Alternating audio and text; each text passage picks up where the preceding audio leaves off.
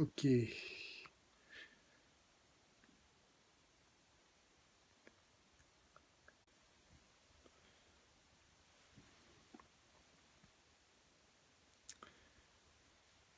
Bonsoir. Alors, est-ce que vous m'entendez bien? Le son est bon? Salut Carole, qui vient de nous rejoindre aussi. Ok. Donc là, on fait un petit test. Donc normalement, vous avez une barre où vous pouvez taper effectivement votre... si vous me voyez bien, et si vous m'entendez bien surtout. Donc là, on est un petit peu en avance. Là, il est aux alentours de 20h55. Salut Sabrina. Ok. Donc oui, très bien, c'est parfait. Donc si vous m'entendez bien, c'est parfait. Hello Bill, how are you? Ok. Bonsoir Sylvie. Donc comme je l'ai dit sur ce soir, donc ce sera une présentation, une formation pardon sur vraiment quelles sont les personnes que vous allez impacter dans votre affaire de marketing relationnel. Il faut savoir que c'est important de toucher les bonnes personnes. Donc bonsoir à ceux qui nous rejoignent. Donc on a encore un petit peu d'avance. Ok. Donc je vois Carole, je vois Sylvie, je vois plein de monde, c'est génial. Ok. Donc, juste changer de main, voilà. Et reposer un petit peu mon bras pour que vous me voyez toujours. Vous me voyez toujours bien là, hein? Ok. Bonsoir Sabrina. Bonsoir Dom Dompo. Ok. Alors je vais prendre mes petites notes parce que comme vous le savez, hein, il faut toujours prendre des notes pour pouvoir euh, suivre le fil de ces idées. Et c'est ce que je vais vous inviter à faire vous aussi, à prendre des notes. Donc comme je vous l'ai dit, ce qu'on va voir ce soir, c'est comment impacter les bonnes personnes dans votre affaire de marketing relationnel. Alors vous le savez, normalement il faut qu'on parle à tout le monde, etc. Vous connaissez l'astuce, hein, c'est de faire sa liste de connaissances, et c'est très bien.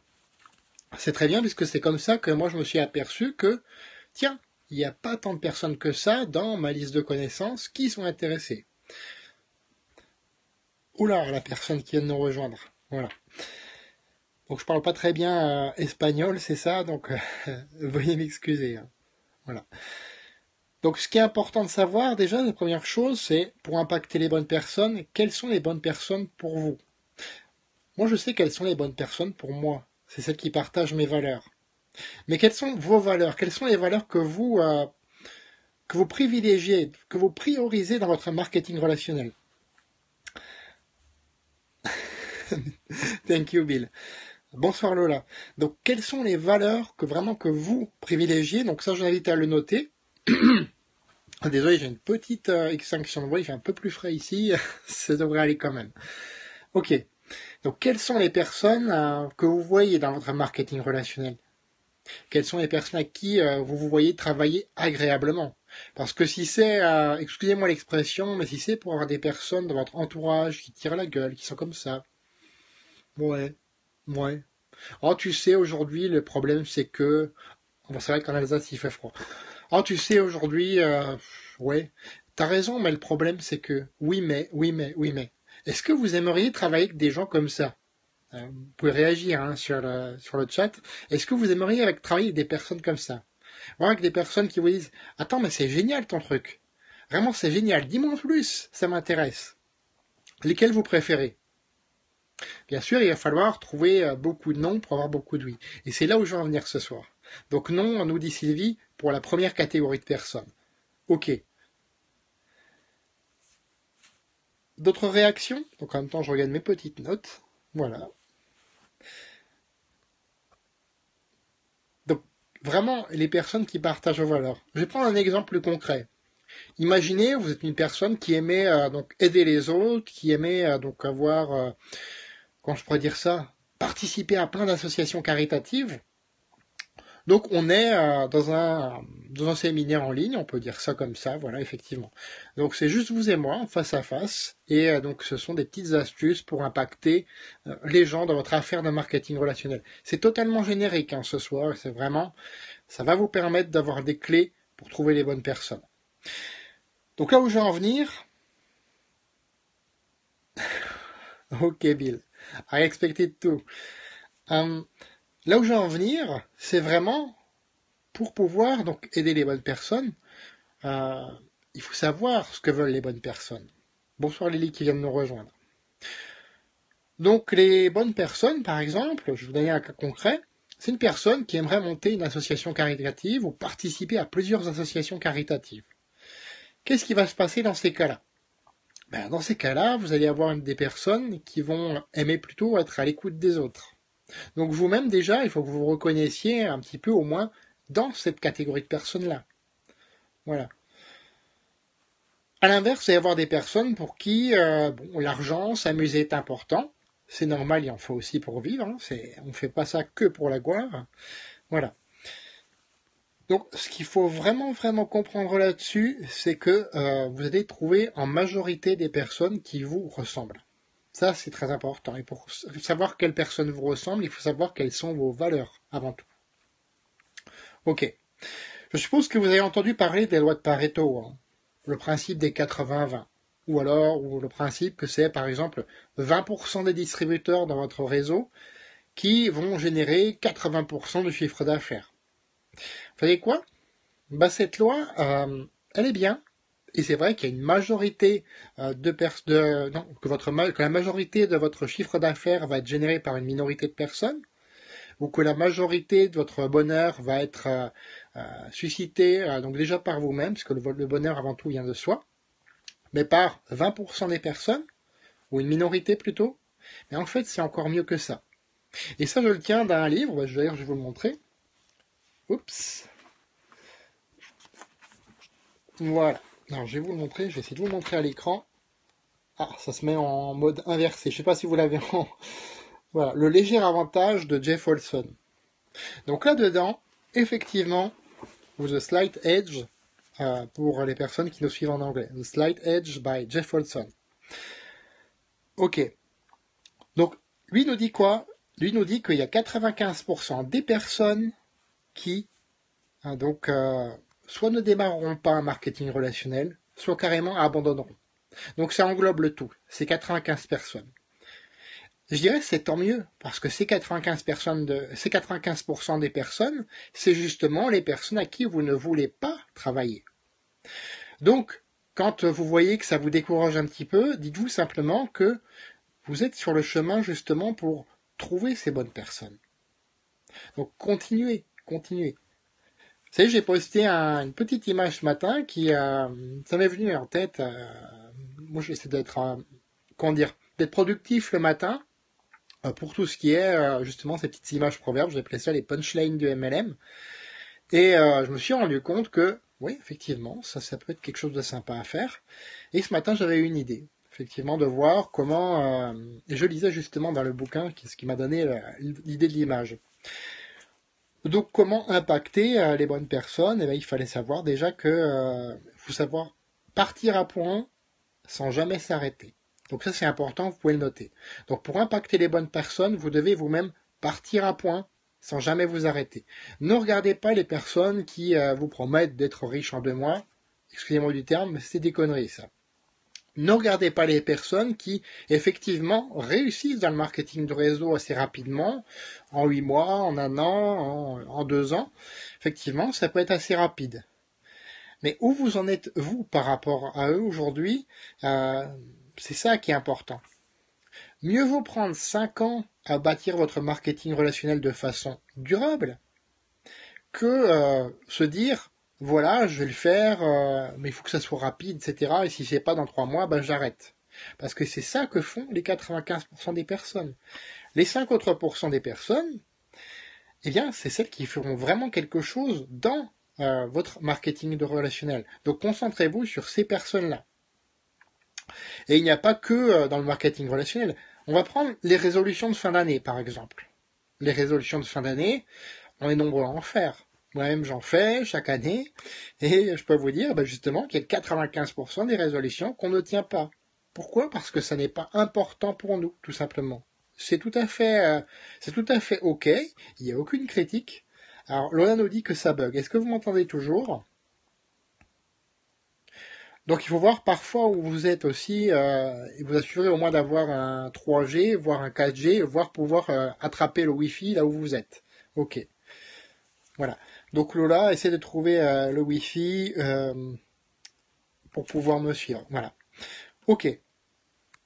Donc j'en étais aux résolutions de fin d'année. Effectivement, oui, ça arrive de faire des résolutions et de ne pas les tenir. Se mettre au sport, par exemple. Bon, c'est vrai que j'en fais depuis des années et des années maintenant. Donc se mettre au sport, pour la plupart des gens, pour 95% des gens, ça va être ok, je me fais mon programme de sport, je me dis je tiens aussi longtemps qu'il faut. Ils vont s'inscrire au club de sport, ils vont y aller pendant un mois, ils vont voir les autres personnes qui sont super musclées et qui deviennent encore plus musclées en un mois, ils vont se dire ça m'arrive pas à moi, c'est de l'arnaque, j'abandonne. Or, qu'est-ce que vont faire les 5% de personnes? Les 5% de personnes vont continuer aussi longtemps, aussi régulièrement et vont persévérer aussi longtemps que possible pour avoir leur but. Et leur but, c'est quoi? C'est de se sculpter une nouvelle silhouette. Voilà. Pour le fait de manger sainement aussi. Eh bien, manger sainement, c'est vrai que ça aussi, c'est une habitude à prendre. Donc, c'est par exemple, plutôt que d'aller au McDo, de choisir soit des restaurants un peu plus diététiques, soit se préparer ses repas soi-même. Tous les soirs, tous les jours, voilà. Ensuite, pour ceux qui veulent s'amuser un petit peu à vérifier, faites le test parmi vos amis, dans votre ville, dans votre activité de marketing relationnel, si vous savez combien de personnes à peu près il y a dans votre équipe. Faites ce test-là. Faites ce test-là. Et voyez dans leur entourage ou dans votre entourage, justement, combien de personnes font partie des 95 ou font partie des 5%.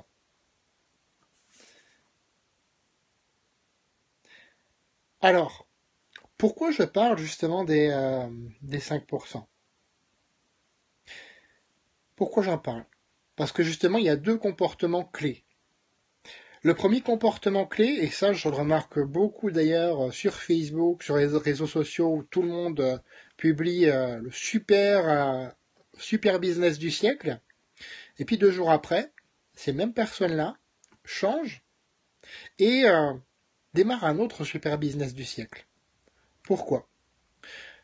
Parce qu'il y a ce sentiment d'immédiateté. Si je n'ai pas immédiatement des résultats, c'est que ça ne marche pas. C'est faux. Si je n'ai pas immédiatement des résultats, c'est que ça ne marche pas. Je le répète, c'est faux. Alors, ce qu'ils veulent aussi, c'est aller vite. Aller vite. Quand c'est pas immédiat, certaines personnes, c'est un peu mieux déjà, veulent aller vite, veulent que ça aille très très vite.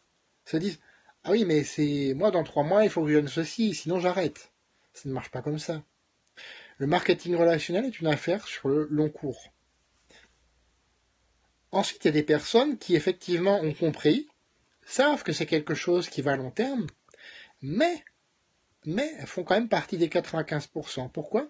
Parce qu'elles vont travailler très très fort pendant les 3, 6 mois ou un an. Elles vont travailler très très très fort, très très dur. Certaines vont arriver à monter une équipe, à passer les échelons très rapidement. Et une fois qu'elles ont passé les échelons très rapidement, elles vont se dire ok, c'est bon, j'ai fait le travail, maintenant je me repose sur mes lauriers et je ne fais plus rien. Devinez ce qui va se passer quelques mois ou un an plus tard. L'organisation va faire ça. Zzz, boum, elle va s'écrouler. Je sais, ça m'est arrivé dans mes business précédents. Donc c'est quelque chose qui peut vous arriver aussi. Patatras, effectivement, comme tu dis, Carole. Ça peut effectivement être quelque chose qui peut vous arriver. Alors ça, c'était les premiers comportements. Le deuxième comportement, donc, ce sont les personnes qui vont faire de petits efforts réguliers tous les jours tous les jours des petits efforts réguliers, deux, trois efforts, par exemple, deux, trois publications sur Facebook ou deux, trois blitz donnés, qui savent dans leur tête que, effectivement, ça peut prendre du temps, et qui vont bâtir petit à petit une organisation solide. Puisque dans leurs organisations, après, ça va dupliquer. Et ça, j'y viens tout à l'heure. C'est faire, donc ce qu'on a appelé donc Kaizen, pour ceux qui sont coutumiers de la méthode, faire un petit pas, une petite amélioration chaque jour. Alors ça peut être par exemple un pas le premier jour, puis 2 le suivant, puis ça va aller 4, puis 8, puis 16. Vous voyez, là, il y a cette progression qui est exponentielle. Alors contrairement aux personnes qui ont travaillé très très fort, dont l'organisation va faire ça, là ça va ressembler à une courbe qui va faire ça. Donc au début, ce sera plat, on aura l'impression qu'il n'y a rien qui se passe, qu'il n'y a aucun effort qui se fait. D'ailleurs ça m'est arrivé moi encore un peu plus tard qu'hier, j'ai l'impression de me dire, attends, je travaille très très fort, et là, ce mois-ci c'est plutôt plat, j'ai pas eu de personnes intéressées, etc. Mais je me suis rendu compte que effectivement, c'est une courbe qui va petit à petit monter et d'un coup, ça augmente. Parce que c'est ces petits efforts accumulés au fil du temps, avec constance, régularité et persévérance, qui vont faire que ça va exploser au bout d'un moment. Et c'est là que ces 5% de personnes que vous recherchez, vous allez les reconnaître aussi à ça. Ça, c'est quelque chose, je vous parlais tout à l'heure des valeurs. Les valeurs, c'est quelque chose qui vous touche. Ce sont vos propres valeurs, votre propre personnalité. Par contre, ce que je viens de vous dire là, le fait que les personnes vont persévérer, faire plutôt des petits efforts accumulés sur une longue période de temps, ça, c'est commun à toutes les personnes qui sont dans les 5%. Donc déjà, c'est un très très bon indice, une très très bonne clé que vous pouvez, à laquelle vous pouvez les reconnaître. Ok. Alors, il y a une bonne nouvelle quand même, parce que certains se disent sans doute, ouais, 5%, c'est pas beaucoup, moi je travaille pas pour 5%, voilà. Alors, ne faites pas partie des 95%, je vous en prie. Voilà. Il y a une bonne nouvelle. C'est par rapport aux gens que vous connaissez. Alors, je suppose que certains d'entre vous ici ont déjà entendu parler, ont déjà vu en personne, peut-être pour certains, Art Jonak. Art Jonak, c'est un des piliers du marketing relationnel. Je vais vous dire ce qu'il dit lui. Ce n'est pas par rapport à qui vous connaissez, mais par rapport à qui les personnes que vous connaissez connaissent. Je vais le répéter. Ce n'est pas par rapport à qui vous connaissez, mais c'est par rapport à qui les personnes que vous connaissez connaissent. Donc, c'est ça, mes amis, qui va vous permettre de petit à petit faire augmenter ces 5%. C'est ça qui va le permettre. Voilà. Donc j'espère que vous avez donc apprécié donc cette petite formation. Je ne vais pas prendre trop de votre temps non plus, mais je vais juste vous donner ces clés-là. Donc je vais répéter quand même les deux clés vraiment principales. C'est déjà de définir le portrait type de la personne que vous aimeriez avoir dans votre réseau.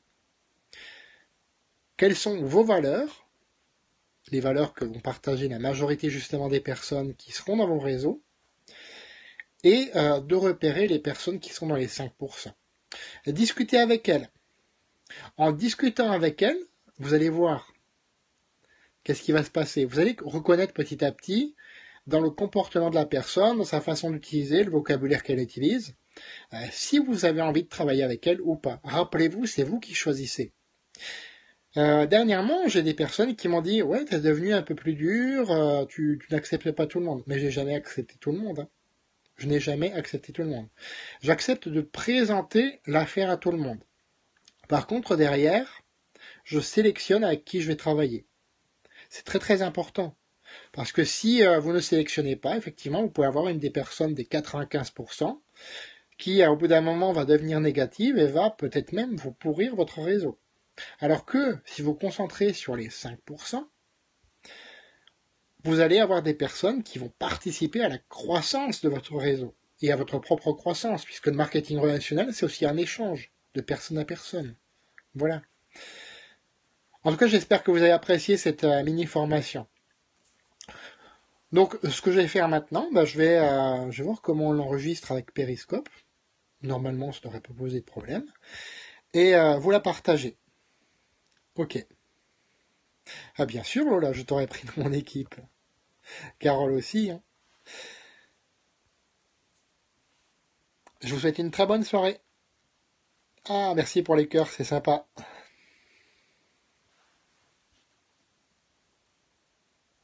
À la rediffusion sera partagée, effectivement.